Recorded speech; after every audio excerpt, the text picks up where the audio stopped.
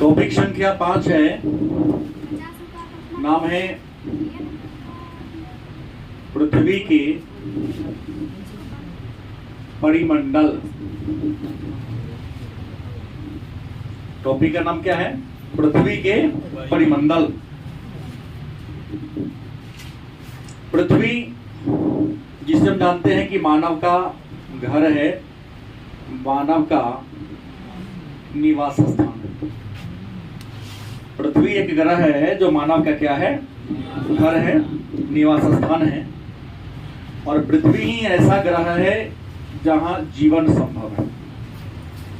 और आप सभी जानते हैं कि जीवन के लिए कुछ चीजों का होना बेहद जरूरी है। और जीवन के लिए क्या होना चाहिए? तो जीवन के लिए आवश्यक जो तत्व है उस तत्व का नाम है भूमि, जल, वायु। भूमि, जल, वायु। इसके अलावे 3 को तो मेन है। भूमि जो जीवन का आधार है, जल पीने के लिए जरूरी है, वायु मतलब जीवित रहने के लिए जरूरी है। और पृथ्वी पर तो हम लोग रहते ही हैं। पृथ्वी नहीं होगा तो इन सबकी कल्पना करना संभव नहीं। ये पृथ्वी के जो परिमंडल है कितने? तो पृथ्वी के जो परिमंडल है इसको 4 भागों में बांटा गया है। पृथ्वी के कितने परिमंडल हैं? 4 हैं। पहला है स्थल मंडल, दूसरा है जल मंडल, तीसरा है वायुमंडल, चौथा है जैव मंडल। पृथ्वी के कितने परिमंडल हैं? 4 हैं। नाम क्या है? स्थल मंडल, जल मंडल, वायुमंडल, जैव मंडल। प्रश्न है ये स्थल मंडल क्या है? यह स्थल मंडल कहते किसे हैं? तो पृथ्वी का वह भाग जहां मनुष्य रहता है। पृथ्वी का वह भाग जहां पर मनुष्य रहता है क्या कहलाता है? स्थल मंडल कहलाता है। पृथ्वी का वह भाग जहां पर मनुष्य रहता है क्या कहलाता है? स्थल मंडल कहलाता है। स्थल मंडल को हम भूमंडल भी कह सकते हैं। स्थल मंडल का अन्य नाम क्या होगा? भूमंडल। जल मंडल पृथ्वी का वह भाग जहां पर जल की उपलब्धता होती है। पृथ्वी का वह भाग जहां पर जल की उपलब्धता होती है। तो पृथ्वी के जो बहुत बड़े भाग जहां पर जल की उपलब्धता है उसे क्या कहते हैं? और धरती के ऊपर विभिन्न प्रकार के गैसों का एक आवरण है, उसको हम क्या कहते हैं? वायुमंडल कहते हैं। और पृथ्वी का वह भाग जहां पर जीव निवास करता है। जीव में सभी प्रकार के जीव जंतु आ जाते हैं। जहां पर जीव क्या करते हैं? निवास करते हैं, उसे क्या कहते हैं? तो पृथ्वी के परिमंडल कितने हैं? 4। पहला कौन है? स्थल मंडल, दूसरा कौन है? जल मंडल, तीसरा कौन है? वायुमंडल, चौथा है जैव मंडल। चारों का परिभाषा हमने जाना। स्थल मंडल पृथ्वी के धरातल के कठोर भाग को कहते हैं जहां पर मनुष्य रहता है, या कठोर भूभाग को स्थल मंडल, जलीय क्षेत्र को जल मंडल, धरती के ऊपर वायु का जो आवरण है वायुमंडल, और जहां पर विभिन्न प्रकार के जीव जंतु या वनस्पति का विकास होता है, रहता है, उसको हम जैव मंडल के नाम से। अब इसमें सबसे पहले चर्चा करेंगे हम किसका? भूमंडल का। कि भूमंडल क्या है? तो हमने कहा कि पृथ्वी के भूमि के ठोस हिस्सा को, भूमि के या पृथ्वी के ठोस भाग को हम क्या कहते हैं? भूमंडल कहते हैं ना।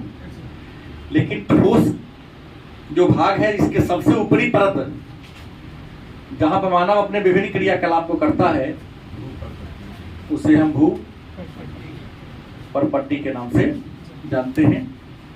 भू परपट्टी की अधिकतम मोटाई 29 किलोमीटर के आसपास है। महासागरों के तलहटी में इसकी मोटाई कम है, लेकिन स्थलीय भाग में इसकी मोटाई क्या है? लगभग 29 किलोमीटर है। दूसरी बात है, ये जो भूमंडल है, विद्वानों ने भूमंडल को दो भागों में बांट दिया है। जो भूमंडल है या स्थल मंडल है, कितने भाग हैं? दो भाग हैं। एक सागरीय इलाका और दूसरा स्थल वाला होगा। क्या होगा? सागरीय इलाका, दूसरा कौन? स्थलीय इलाका। तो जो विशाल स्थलीय इलाका होगा उसको स्थल न कह के महाद्वीप कह देंगे। क्या कह देंगे? महाद्वीप कह देंगे। और पता ही है कि महाद्वीप 7 है और महासागर 5। महाद्वीप कितने हैं? 7 हैं। एशिया, यूरोप, अफ्रीका, उत्तरी अमेरिका, दक्षिणी अमेरिका, अंटार्कटिका, ऑस्ट्रेलिया। ऑस्ट्रेलिया सबसे छोटा महाद्वीप है। एशिया, जिसमें भारत के अलावे अन्य भी 44-45 देश हैं, ये सारे एशिया महाद्वीप में आते हैं। तो महाद्वीप कितने हैं? 7 हैं। एशिया, अफ्रीका, यूरोप, उत्तरी अमेरिका, दक्षिणी अमेरिका, अंटार्कटिका और ऑस्ट्रेलिया। अंटार्कटिका के बारे में, अंटार्कटिका को हम श्वेत महाद्वीप भी कहते हैं और परिवर्तित महाद्वीप भी कहते हैं। अंटार्कटिका को श्वेत महाद्वीप कहने के पीछे तर्क ये है कि अंटार्कटिका दक्षिणी ध्रुव के पास है, जहां पर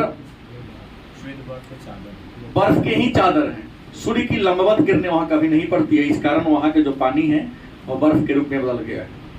लेकिन जब सूर्य दक्षिणायन होता है, मकर रेखा के समय भी जाता है, तो ध्रुव पर सीधा सूर्य का प्रकाश पड़ता है, इससे वहां गर्मी का माहौल होता है। तो गर्मी के मौसम में वहां का जो बर्फ होता है वो पानी में बदल जाता है। तो अंटार्कटिका का जो एरिया है उसमें क्या होती है? कमी आती है। लेकिन जब सूर्य उत्तरायण होता है, रेखा की ओर आता है, तो तिरछी किरणें पड़ती है दक्षिणी गोलार्ध में। चादर के, बर्फ की जो चादर है उसकी साइज क्या होती है? बढ़ जाती है। सागरीय जलीय इलाकों को महासागर कहते हैं। महासागर 5 है। प्रशांत महासागर, दूसरा अटलांटिक, अटलांटिक को ही अंध महासागर कहते हैं। अब सवाल आया एक कि अटलांटिक महासागर को अंध महासागर क्यों कहते हैं? तो 5 महासागर में अटलांटिक ही ऐसा महासागर है जो पूर्णतः लैंडलॉक्ड है। आप गौर से देखेंगे मानचित्र पर, तो अटलांटिक महासागर के पूर्व साइड में अफ्रीका महादेश और यूरोप महादेश है, पश्चिम में उत्तरी अमेरिका महादेश, दक्षिणी अमेरिका महादेश है, और भी उत्तर में देखेंगे तो ग्रीनलैंड भी है। तो ये लैंड लॉक्ड है, इसलिए इसको विद्वानों ने क्या नाम दिया? अंध महाद्वीप नाम दे दिया। अंध महासागर, सॉरी, इसकी बनावट अंग्रेजी के इस अक्षर के समान। तो महासागर कितने हैं? 5 हैं। प्रशांत महासागर, अटलांटिक या अंध महासागर, हिंद महासागर, आर्कटिक महासागर और दक्षिणी सागर। ये 4 नहीं 5 महासागर हैं। लेकिन याद रखेंगे जो महाद्वीप है कहीं बहुत ज्यादा ऊंचा है तो कहीं बहुत ज्यादा क्या है? खाई है। लेकिन सागर है, सभी सागर का जल आपस में क्या है? एक दूसरे से सटा हुआ है। सटा हुआ होने का परिणाम यह है कि संसार में जितने भी महासागर है सबके जल आपस में मिलेगा, इसकी सतह क्या है? बराबर है। इसलिए संसार का कोई भी देश अपनी ऊंचाई का मूल्यांकन समुद्र के तल से करता है, क्योंकि समुद्र का तल सब जगह बराबर होता है।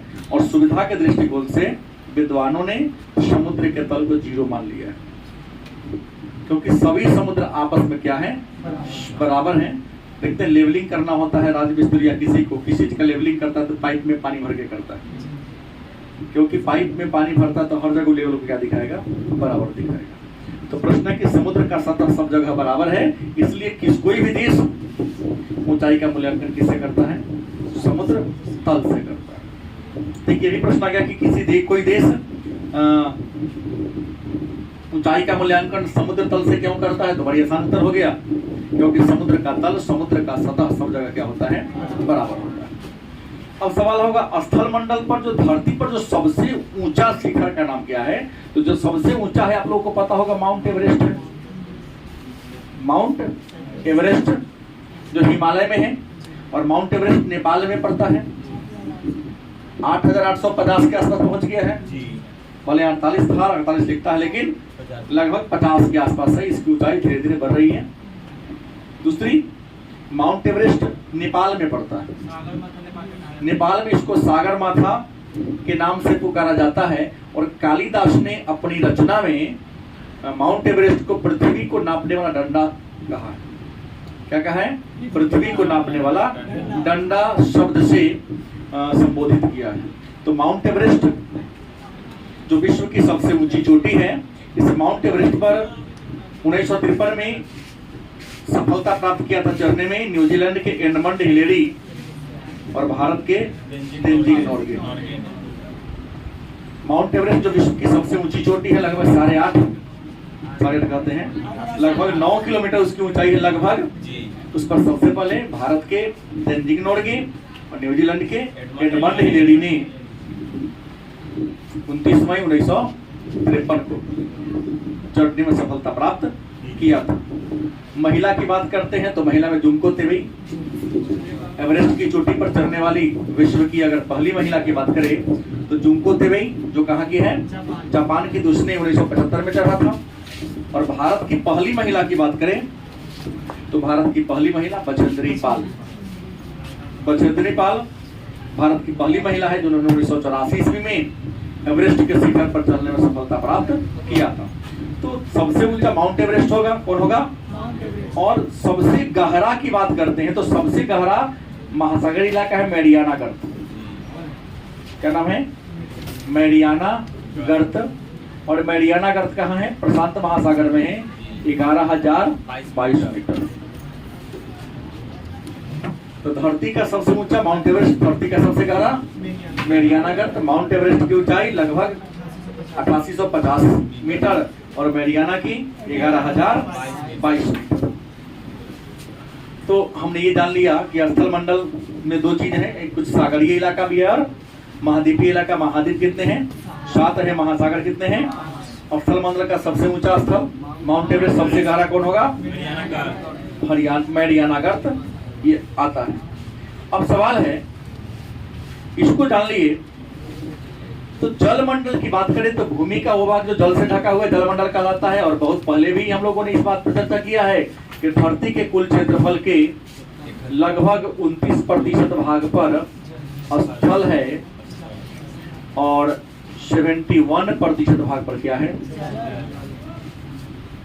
जल की उपलब्धता ज्यादा है, इसलिए पृथ्वी को नीला ग्रह या जलीय ग्रह के नाम से जाना जाता है। और पहले भी हमने चर्चा किया है कि जो हमारा पृथ्वी है इसको 2 गोलार्ध में बांटा गया है। कितने गोलार्ध है? 2 गोलार्ध। ऊपर वाले हिस्सा को उत्तरी गोलार्ध, नीचे वाले हिस्सा को दक्षिणी गोलार्ध कहते हैं। तो उत्तरी गोलार्ध के लगभग 61% भाग पर स्थल है और 39% भाग पर जल है। उत्तरी गोलार्ध के कुल क्षेत्रफल के 61% पर क्या है? स्थल है। 39 पर क्या है? और दक्षिणी गोलार्ध की बात करें तो दक्षिणी गोलार्ध में 81% भाग पर जल है और 19% भाग पर स्थल है। चूंकि इससे पता चलता है कि उत्तरी गोलार्ध में स्थल ज्यादा है, जल, और दक्षिणी गोलार्ध में जल ज्यादा है, स्थल, इसलिए उत्तरी गोलार्ध को स्थलीय गोलार्ध और दक्षिणी गोलार्ध को हम जलीय गोलार्ध के नाम से जानते हैं। अगर इन गोलार्धों के आगे थोड़ा बढ़ा जाए कि उत्तरी गोलार्ध को स्थलीय गोलार्ध क्यों कहते हैं? इसलिए कहते हैं क्योंकि उत्तरी गोलार्ध में स्थल ज्यादा है और दक्षिणी गोलार्ध को जलीय गोलार्ध इसलिए कहते हैं क्योंकि जल ज्यादा है। अब सवाल है कि जलमंडल 71% है। इस 71% का 97.2% जल क्या है?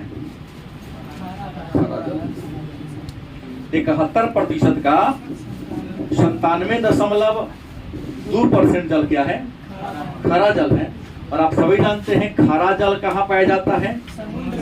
समुद्र, सागर या महासागर में, तो धरती पर जितना भी पानी है उसका कितना % पानी समुद्र में है? 97.2। इसका मतलब 2.7% जल क्या है? मीठा है। और जो मीठा है इसका लगभग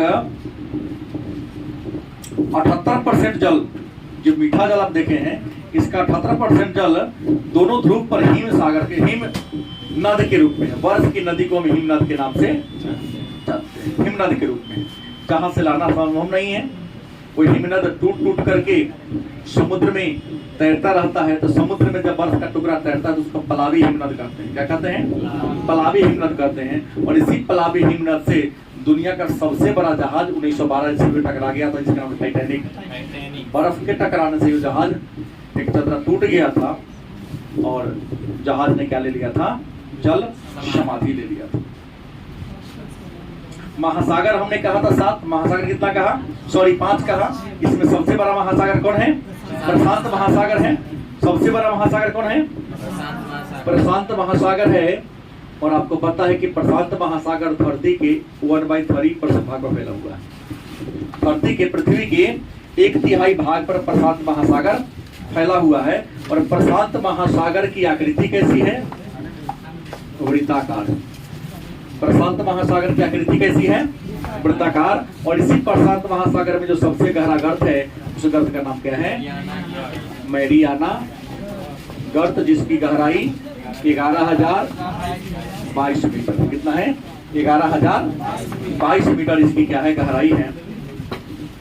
मैरियाना मतलब को प्रशांत महासागर के चारों ओर महासागर की बात, महादेश की बात करें तो मैं पहले चर्चा कर दिया हूं कि प्रशांत महासागर के पूरब में यूरोप प्लस अफ्रीका है। प्रशांत के सर? हाँ, प्रशांत के पूरब में, सही है। सॉरी, प्रशांत महासागर के अगर हम पूरब की बात करें तो एशिया कौन हो जाएगा? पूरब में एशिया आ जाएगा। अगल बगल में कौन है? तो उत्तरी व दक्षिणी अमेरिका, एशिया और ऑस्ट्रेलिया। ये 4 को ऐसा महादेश है जो प्रशांत महासागर के इर्द गिर्द सटा हुआ है। दूसरा जो सबसे बड़ा है, हमने कहा अटलांटिक महासागर। कौन है? अटलांटिक महासागर। अटलांटिक के बारे में हमने क्या कहा कि अटलांटिक महासागर, जिसको अंध महासागर कहते हैं, इसकी आकृति इस अक्षर के समान है। इसके चारों ओर पूर्व में यूरोप और अफ्रीका है, पश्चिम में उत्तरी अमेरिका और दक्षिणी अमेरिका है।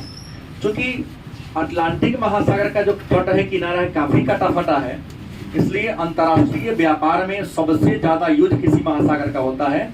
तो अटलांटिक महासागर का। जितना जहाज का परिचालन अटलांटिक महासागर में होता है, उतना अन्य किसी महासागर में नहीं होता है। लेकिन अब पीछे रीजन है कि 4 को महादेश सटा हुआ है, और महादेश के अंदर ही क्या होते हैं? देश होते हैं। देशों में तो व्यापार जहाज चलेगा ही, तो आश्रय और पत्र के दृष्टिकोण से ज्यादा है। तीसरा महासागर हिंद है, और हिंद महासागर की आकृति त्रिभुज की जैसे। किसके जैसे है?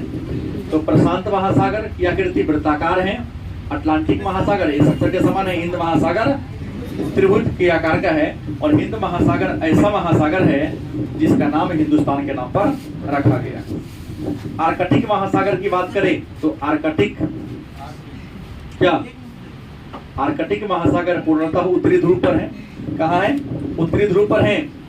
बहुत छिछला हुआ है, बहुत छोटा है, बहुत बड़ा यहाँ नहीं है, लेकिन यहाँ बर्फ ही बर्फ हमेशा जमा हुआ रहता है। जलमंडल, वायुमंडल के बारे में तो चर्चा कर किया था कि पृथ्वी के ऊपर हवा का जो परत है उसको हम क्या कहते हैं? वायुमंडल कहते हैं। और वायुमंडल के कितने परत हैं? तो वायुमंडल के 5 परत है। सबसे नीचे वाला का क्षोभमंडल। क्षोभमंडल को हम परिवर्तन मंडल या समवहन मंडल के नाम से भी जानते हैं। दूसरा है समताप मंडल। इसी समताप मंडल में ऊपर क्या है? ओजोन मंडल है। तीसरा है मध्य मंडल। चौथा है आयन मंडल, और 5वां है बहिर्मंडल या बाह्य मंडल। तो वायुमंडल के कितने परत हैं? 5 परत हैं। बाह्य मंडल की कोई उपयोगिता नहीं है, मध्य मंडल की कोई उपयोगिता नहीं है, लेकिन मानव के लिए आयन मंडल बड़ा उपयोगी है, क्योंकि जितने भी मानव के द्वारा बनाए गए सैटेलाइट हैं वो सारे सैटेलाइट आयन मंडल में ही होते हैं। और आयन मंडल नहीं होता तो शायद आज हम लोग मोबाइल, रेडियो, टेलीफोन, टेलीविजन इन सब का यूज नहीं करते। हमारे वायुमंडल का जितना आयतन है उसका 78% गैस कौन है? नाइट्रोजन। और 21% लगभग कौन है? ऑक्सीजन है। पर कितना हो गया? 99। बाकी 1% में ही अन्य गैस है, उसमें भी सबसे अधिक कार्बन डाइऑक्साइड है 0.03%। उसको लिखा आर्गन है, नियोन है, रेडोन है, जेप्टेनॉन है, केप्टॉन है, ये सारी गैसें। आपको बता दें वायुमंडल में बहुत सारी गैसें हैं, लेकिन मानव के लिए जो सबसे महत्वपूर्ण गैस है वह ऑक्सीजन है।